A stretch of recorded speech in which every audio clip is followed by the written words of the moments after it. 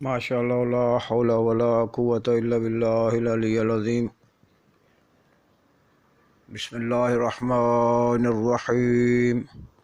الحمد للہ رب العالمین، والصلاة والسلام علی اشرف الانبیاء والمرسلین ابی القاسم محمد اللہم صل علی محمد وعلی محمد وعلى أهل بيته الطيبين الطاهرين المعصومين، ولعنة الدائمة على أعدائهم أجمعين من يومنا هذا إلى يوم يوم الدين.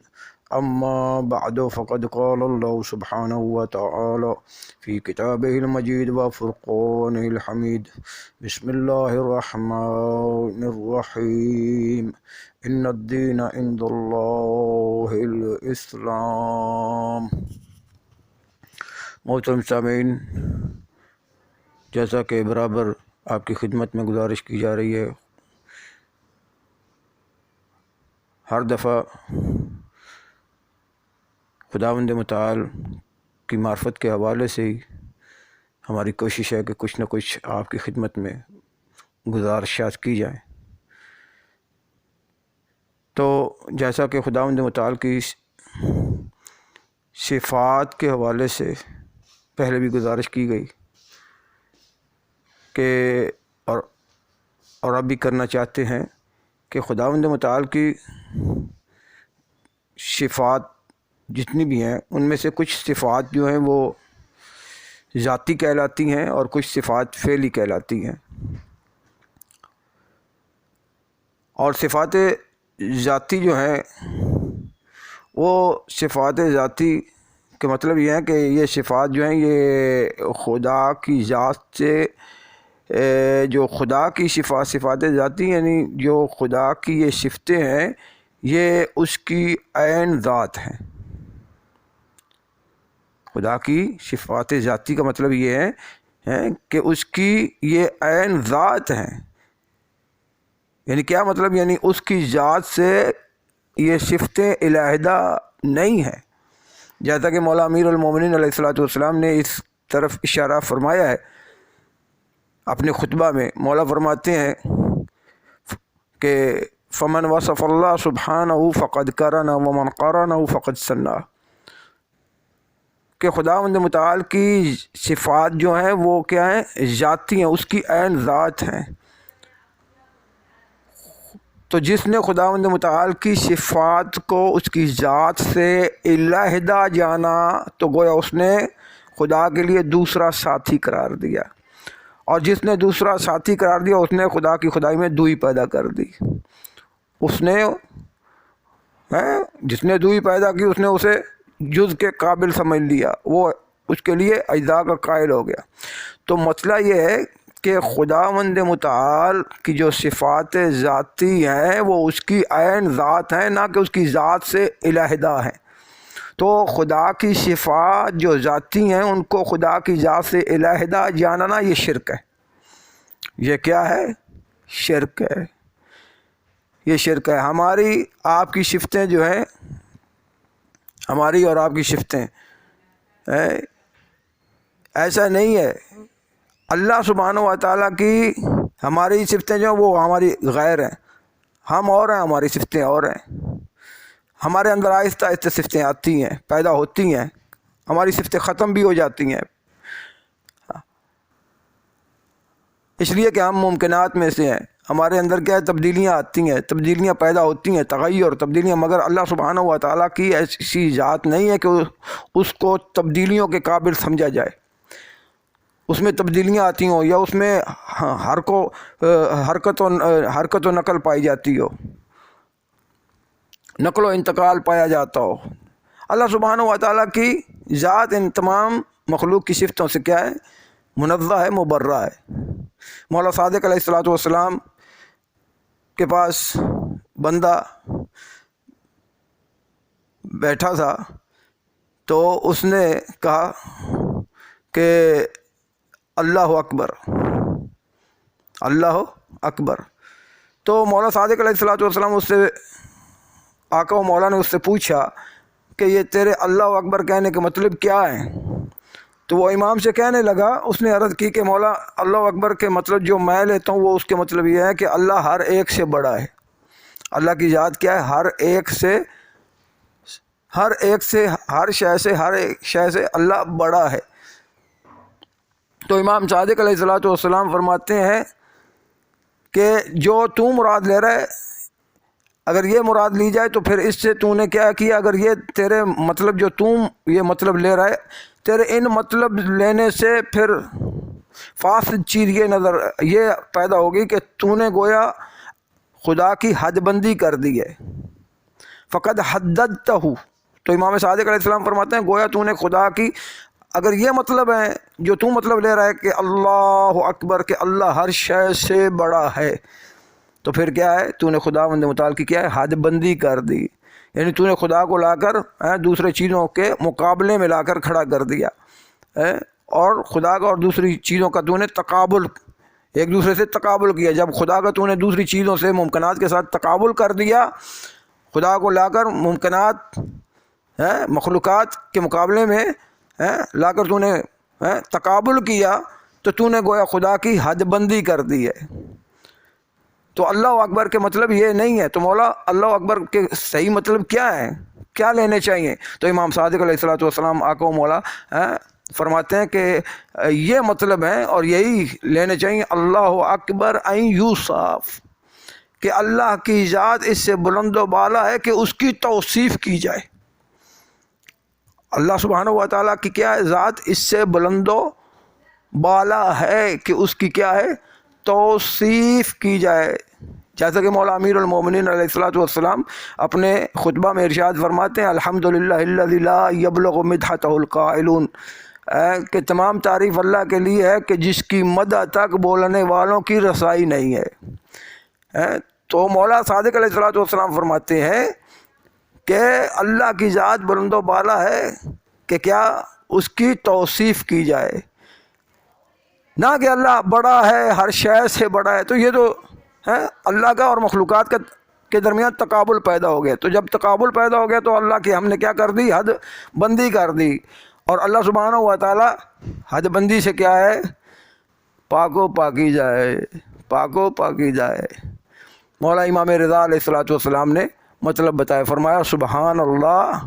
سبحان اللہ کے کیا مطلب ہے؟ مولا امام علی رضا علیہ الصلوۃ والسلام فرماتے ہیں سبحان اللہ کے مطلب ہے، سبحان اللہ ہے این یوصف، سبحان اللہ اما یصفون، اللہ کی ذات پاک و پاکیزہ منزہ ہے کہ کیا ہے؟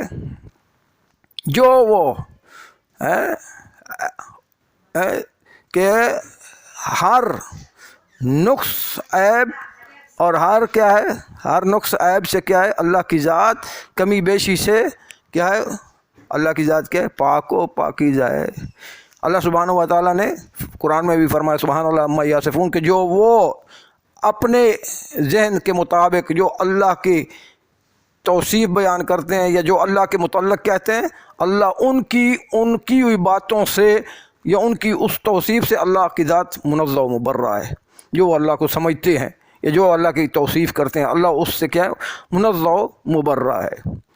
تو صفات ذاتی کے مطلب کیا ہے؟ یعنی اللہ کی جو صفتیں ہیں وہ اس کی عین ذات ہیں، اس کی ذات الہدہ نہیں ہے۔ اگر الہدہ جانیں گے تو پھر یہ شرک ہوگا۔ اس کی صفات ذاتی اس کی عین ذات ہیں۔ اور صفات ذاتی کا مطلب کیا ہے؟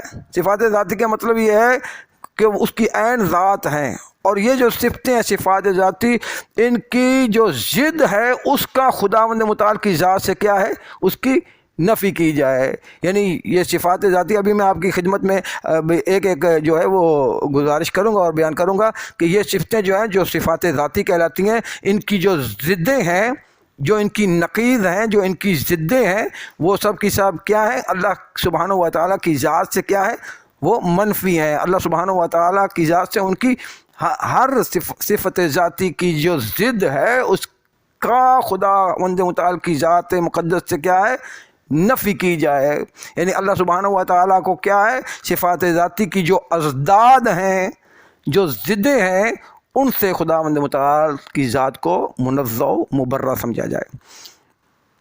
تو اب آئیے، تو یہ اللہ سبحانہ و تعالیٰ کی جو ہے صفات جو ہیں، صفات ذاتی، یہ اس کی صفات عدلی بھی کہلاتی ہیں، صفات ذاتی کہیں صفات عدلی کہیں، کیونکہ صفات عدلی کا بھی یہی مطلب ہے کہ یہ صفتیں جو ہیں یہ اللہ سبحانہ و تعالیٰ کی عین ذات کہلاتی ہیں، یعنی اس سے الگ نہیں ہے۔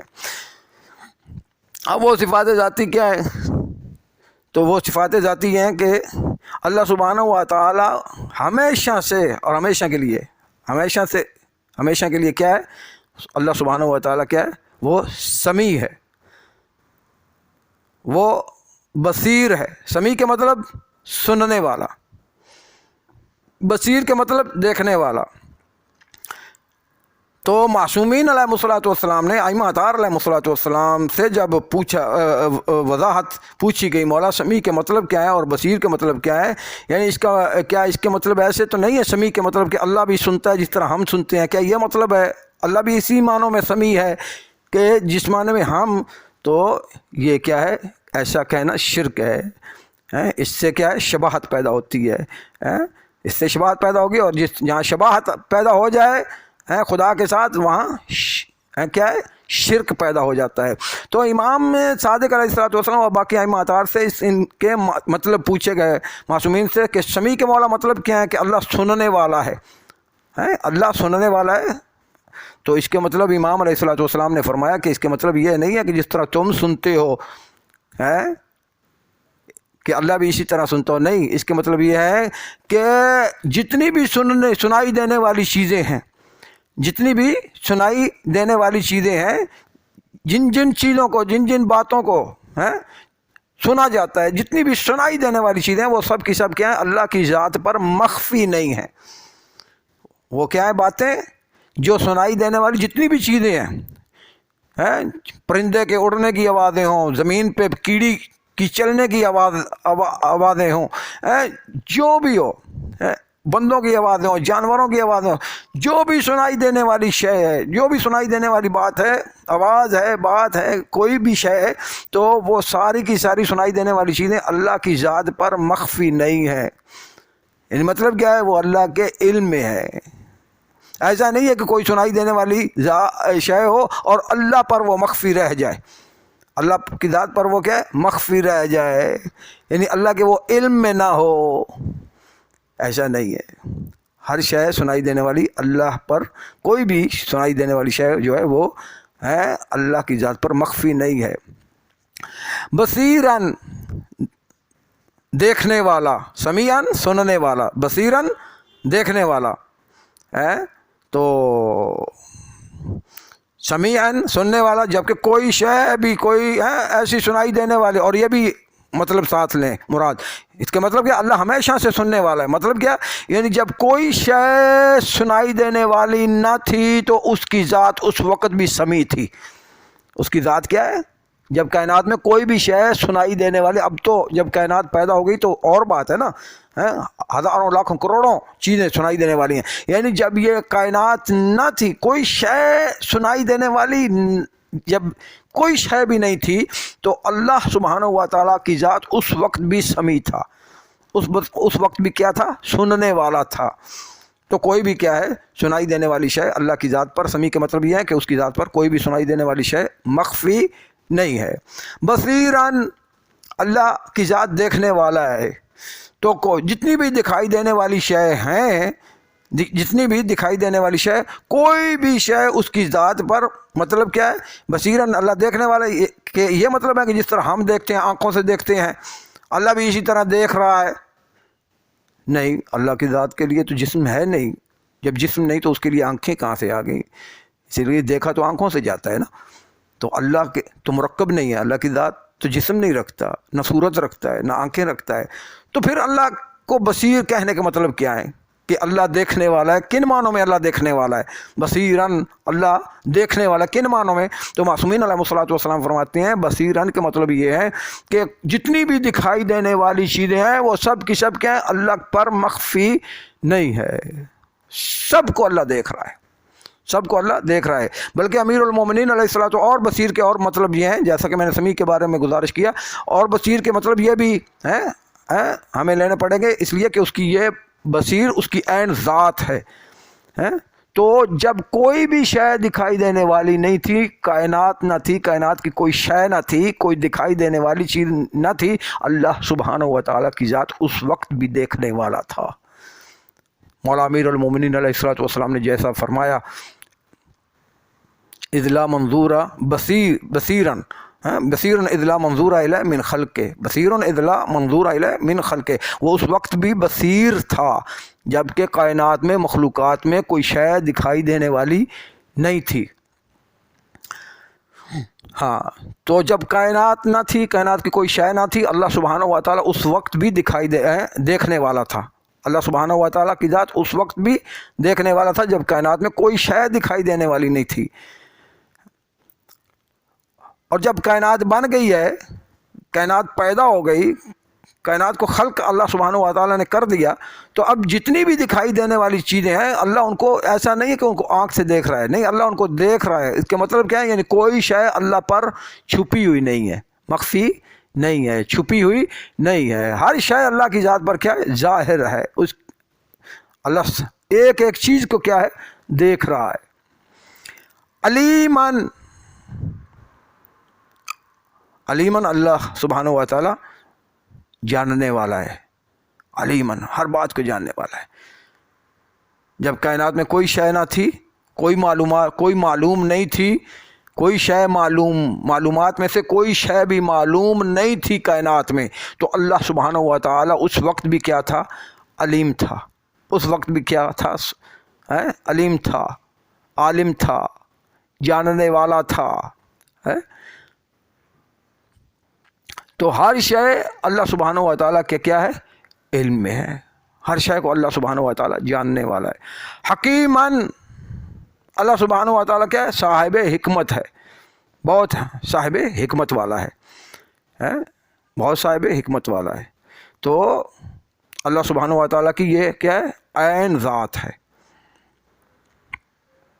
قادراً، اللہ سبحانہ و تعالیٰ ہر شے پر قادر ہے۔ عزیزاً، وہ ہر شے پر غالب ہے، صاحب عزت بھی ہے، صاحب عزت ہے، ہر شے پر غالب ہے۔ حیاً، اللہ سبحانہ و تعالیٰ جب سے ہے قادر ہے، جب سے ہے عزیز ہے، جب سے ہے وہ زندہ ہے۔ وہ کیا ہے؟ زندہ ہے، لیکن اس کی زندگی وہ نہیں زندگی جو ہماری جیسی ہماری زندگی ہے، یعنی ہم اسے زندہ اپنی طرح سمجھیں، نہیں، جو ہمارے پاس زندگی ہے اس کو تو خلق اس نے کیا ہے۔ اللہ سبحانہ و تعالیٰ تو موت و حیات کا پیدا کرنے والا ہے، خالق ہے، ہماری زندگی کی طرح اس کی زندگی نہیں ہے۔ حیاً، یعنی وہ ہمیشہ سے زندہ ہے۔ قیوماً،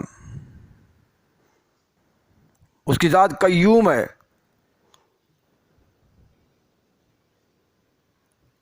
یعنی ہر شے کیا ہے؟ اس کے ذات کی وجہ سے قائم ہے، آباد ہے۔ واحداً، اللہ سبحانہ و تعالیٰ کی واحد یکتا ہے، واحد و یکتا ہے، کوئی ذات، کوئی شے اس جیسی نہیں ہے۔ وہ اپنی ذات، وہ اپنی عبادت میں واحد ہے، اپنی ذات میں واحد ہے، اپنے صفات میں واحد ہے،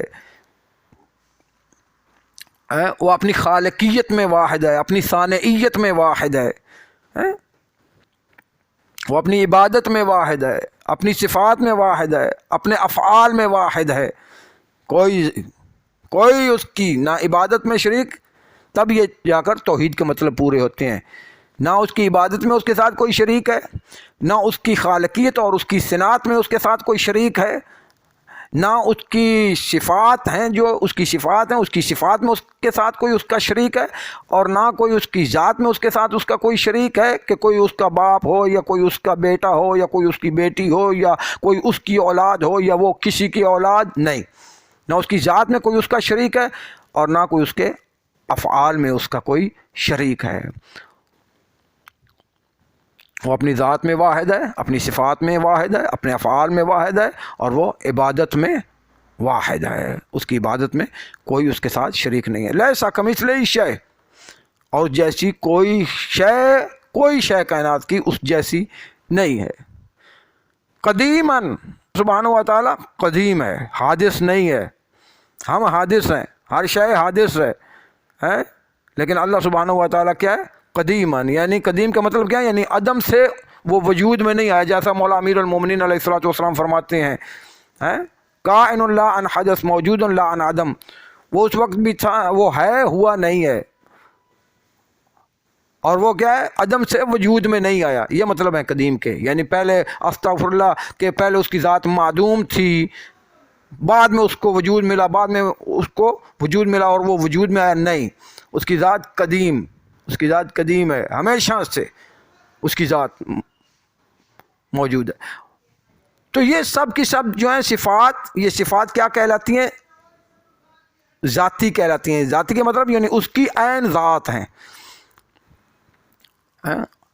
سمیع اللہ کی عین ذات ہے، بصیر اللہ کی عین ذات ہے، علیم اللہ کی عین ذات ہے، حکیم اللہ کی عین ذات ہے، اور قادر اللہ کی عین ذات ہے، عزیز اللہ کی عین ذات ہے، اور حی اللہ کی عین ذات ہے، قیوم اللہ کی عین ذات ہے، اور واحد اللہ کی عین ذات ہے، قدیم اللہ کی عین ذات ہے۔ تو یہ سب کی سب صفات کیا ہیں؟ ذاتی کہلاتی ہیں۔ اور جو ان کی ضدیں ہیں، یہ سب کی سب صفات ذاتی جو ہیں، جو ان کی ضدیں ہیں، ان سب اضداد کا، ضدوں کا خداوند متعال کی ذات سے کیا ہے؟ ہر صفت کی ضد جو ہے اس کا خدا کی ذات سے نفی کی جائے، یعنی خدا کی ذات کو کیا ہے؟ ان صفات کی جو اضداد ہیں ان سے پاک و پاکیزہ سمجھا جائے۔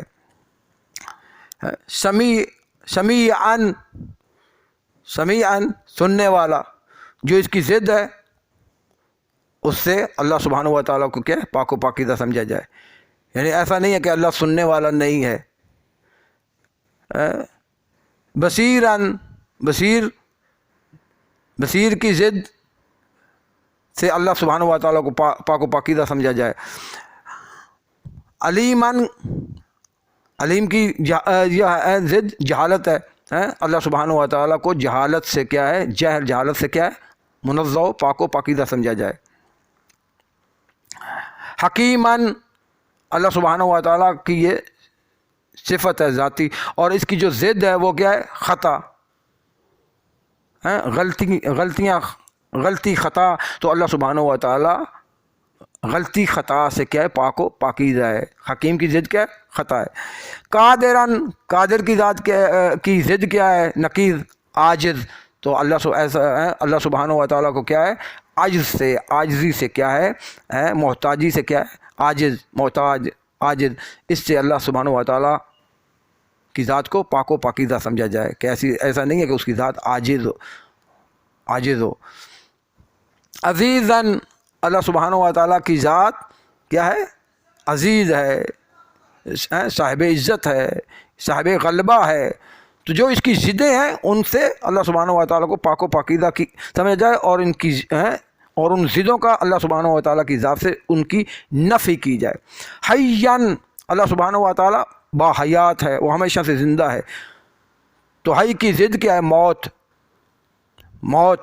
تو اللہ سبحانہ و تعالیٰ کی ذات سے موت کی نفی کی جائے، یعنی اللہ کی ذات پاک و پاکیزہ ہے، منزہ ہے موت سے۔ قیوماً، جو اس کی ضد ہے، اس کی ضد سے کیا ہے؟ اللہ سبحانہ و تعالیٰ کو کیا ہے؟ پاک و پاکیزہ سمجھا جائے۔ واحداً، قدیماً، تو اللہ سبحانہ و تعالیٰ کی ذات کیا ہے؟ واحد ہے۔ تو واحد کی جو ضد ہے اس سے کیا ہے؟ اللہ سبحانہ و تعالیٰ کو پاکیزہ سمجھا جائے۔ قدیماً، اللہ ہمیشہ سے ہے،